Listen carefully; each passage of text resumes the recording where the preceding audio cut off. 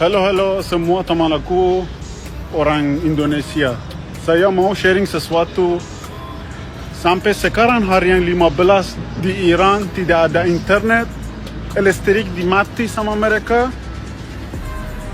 20.000 orang dibunuhkan di sana di atas nama Islam.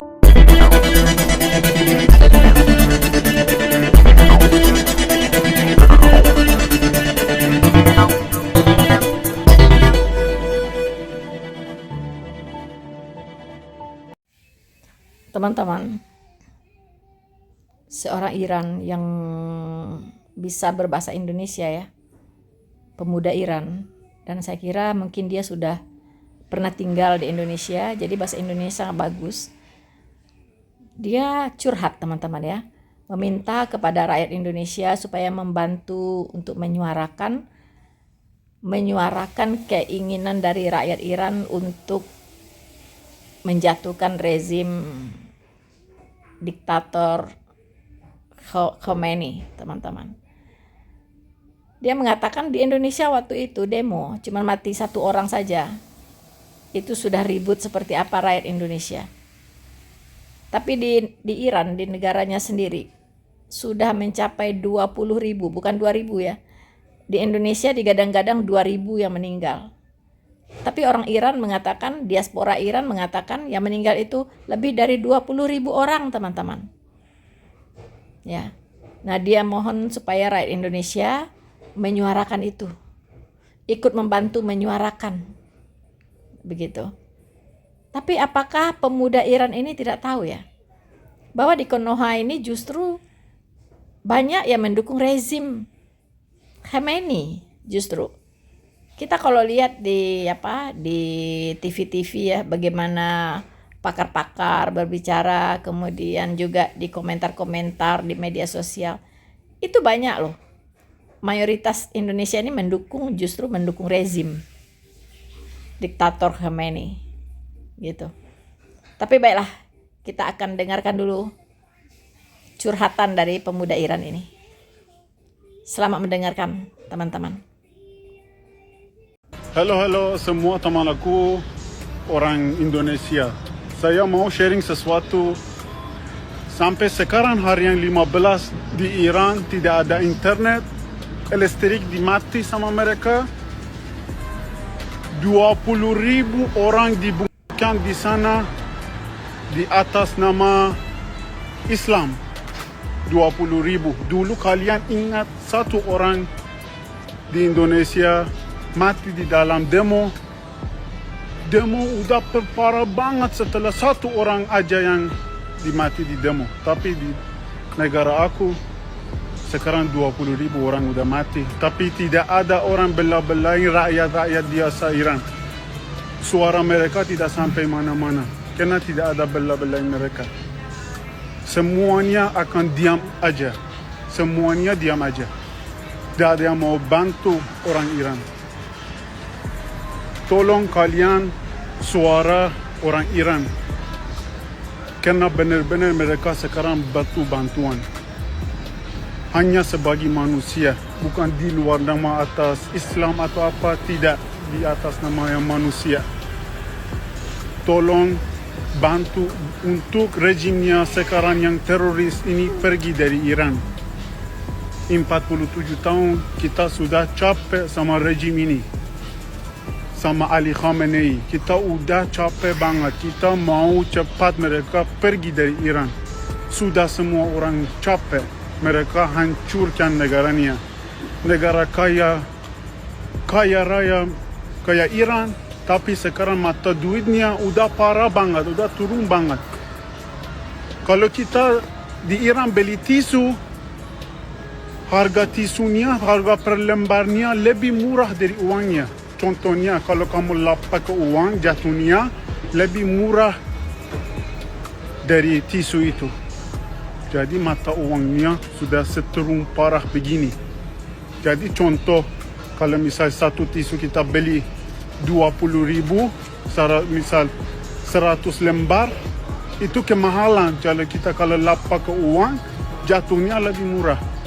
Itu harga Rial yang di Iran sudah parah banget, sudah turun banget. Pokoknya kita sudah capek, tolong orang Indonesia jangan belah-belah hukum yang Iran. Kalian bantu suara rakyat orang Iran. Tolong banget. Ini yang 15 hari saya tidak bisa komunikasi sama familiaku. Contoh, kamu pikirkan aja 15 hari kamu tidak bisa hubungan famili kamu. Tidak tahu mereka masih hidup, mereka udah dibunuh sama hukum, tidak tahu sama sekali. Bantu jadi suara orang Iran.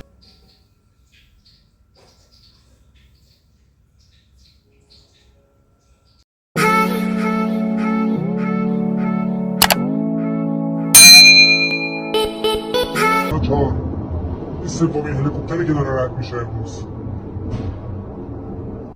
اینجا تهران. Pemimpin tertinggi Iran Ali Khamenei dituduh telah memberikan perintah langsung pembunuhan. Konflik Iran dilaporkan telah memakan korban jiwa mencapai 12.000 orang. Mengutip Iran Internasional pada 14 Januari, informasi ini diperoleh setelah melakukan pengecekan silang terhadap informasi yang diperoleh dari sumber-sumber terpercaya termasuk Dewan Keamanan Nasional tertinggi dan kantor kepresidenan. Dalam laporan diungkap bahwa sumber pemerintah dan keamanan menyebut sedikitnya 12.000 orang tewas di Iran.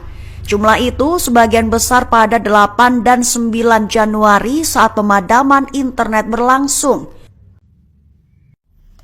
Teman-teman, mata dunia sekarang tertuju kepada Iran, teman-teman.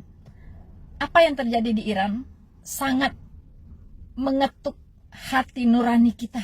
Rasa kemanusiaan kita, teman-teman, yang rasanya miris sekali ya dengan apa yang terjadi di Iran saat ini. Teman-teman, bagaimana mungkin pemerintah membunuhi rakyatnya sendiri? Itu apapun alasannya itu tidak boleh terjadi. Ya. Pembunuhan massal yang didalangi oleh pemimpinnya sendiri. Sungguh kejam. Teman-teman, mungkin sedikit kita harus flashback ya. Apa yang menyebabkan terjadinya demonstrasi besar-besaran di Iran? Seluruh rakyat terjun ke jalan. Demonstrasi meluas sampai ke seluruh provinsi yang ada di Iran.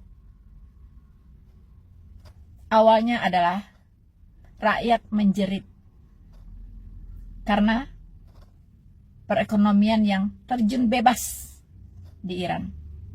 Inflasi tinggi, harga-harga mahal, kemudian gaji menjadi kecil. Ya. Itu yang memicu awalnya, teman-teman. Tetapi kesininya berkembang menjadi melawan rezim.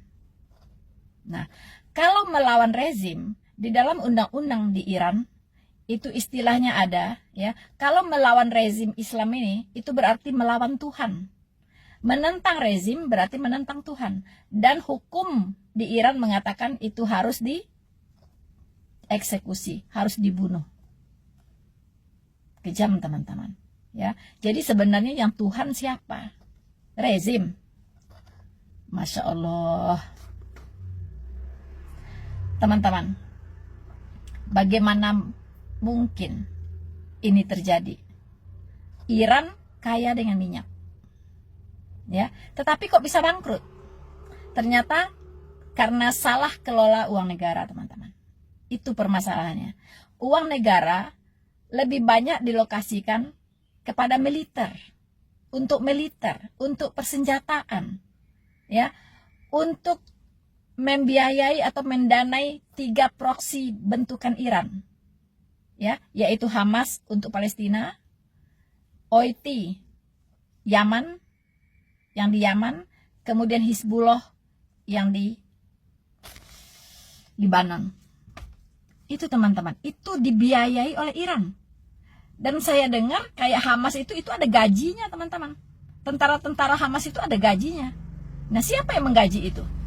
Iran, teman-teman. Ya, jadi uang negara itu habis. Ditambah lagi dengan sanksi internasional ya, embargo ya. Dia susah untuk menjual minyaknya. begitu. Nah, ini yang menyebabkan lama-lama ya jadi bangkrut gitu ya. Ada seseorang di televisi saya lihat ya, wah kalau dulu susah mah dari dulu juga begitu kondisinya gitu. Nggak bisa, sekarang kan puncaknya, klimaksnya hari ini gitu ya. Jadi lama-lama digerus juga habis. Apalagi secara kondisi alam di sana sekarang sedang nggak bagus gitu. Air saja susah. Bagaimana dengan pertanian, pasti semuanya juga susah gitu. Ya, jadi sangat buruk kondisi Iran saat ini. Nah, inilah yang memicu. Yang tidak bisa dipahami adalah mengapa pemerintah Iran ini, rezim ini tega-tega membunuhi rakyatnya. Itu yang tidak kita pahami, teman-teman. Itu hati nuraninya di mana? Ya, hati nuraninya gimana gitu. Harusnya dia tampil ke depan demonstran, ya kan? Dengarkan apa tuntutannya, lalu berikan solusinya. Apakah berjanji dulu, walaupun itu menggombal-gombal dulu lah untuk menenangkan demonstran. Begitu kan? Tapi kan ini tidak, langsung saja. Internet dimatikan semuanya, ya, sehingga orang tidak bisa merepost apa-apa yang terjadi di lapangan.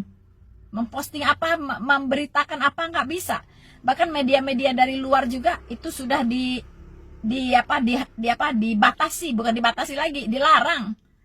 Makanya kayak media-media internasional tidak bisa memberikan berita yang update gitu, yang faktual. Ya, karena tidak bisa mendapatkan gambar, ya, tidak bisa ke lapangan, teman-teman. Tidak bisa mendapatkan informasi yang jelas. Ya, kalau media-media luar itu agak beda. Mereka tidak akan menyiarkan berita-berita yang kira-kira gitu, nggak pasti, nggak faktual, ya, hanya reka-reka, nggak bisa.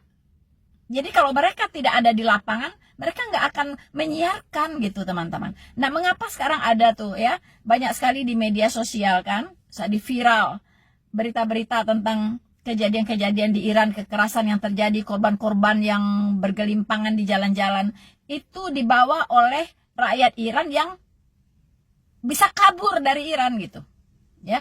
Jadi mereka kabur ke Turki, kemana, ke daerah ya, negara-negara di sekitarnya. Nah, mereka sempat merekam peristiwa itu, ya, di jalan-jalan itu ditembakin setelah internet semua diputus. Itu tentara-tentaranya itu ya, aparat-aparatnya itu nembakin tuh orang yang sedang rame demonstrasi itu ditembakin semuanya. Aduh, kejam sekali gitu, ya. Aduh. Tapi kalau di Konoha ini nggak akan dapat berita seperti itu, beda lagi.